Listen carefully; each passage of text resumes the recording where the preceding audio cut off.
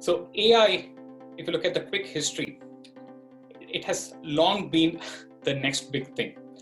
So 1950s, Alan Turing, Marvin Minsky, and some of these researchers, they did the foundational work. And all of us are familiar with the Turing test.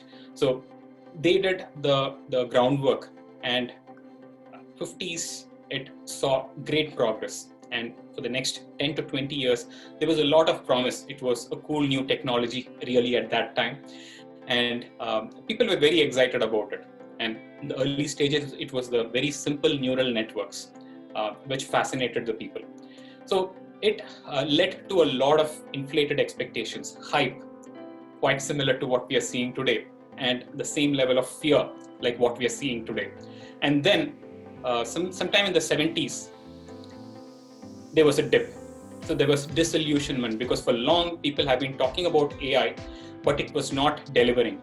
So there was disillusionment, and we ended up in the first AI winter in the 80s.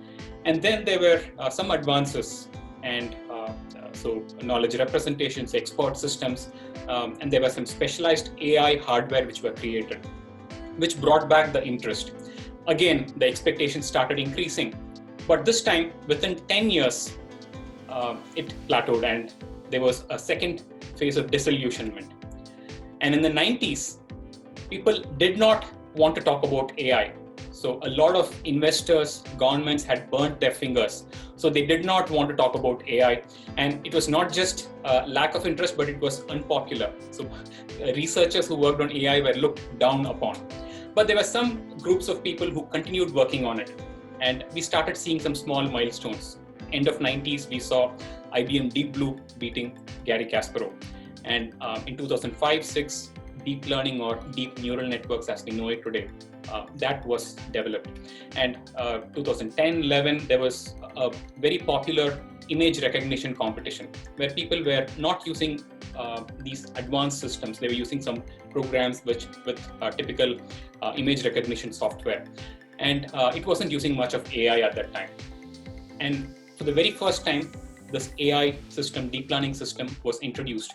And this one, the very first year, it beat every other program hands down. So that brought a lot of interest. And then there were a string of victories. So it started beating humans at Jeopardy, at Go, and even the Atari computer games. So over the last 10 years, we have naturally seen explosive growth. And which is why we are talking about AI today. So there has been an upward curve. So now what would happen in the future? Let's talk more about that in the third section. But this is a quick history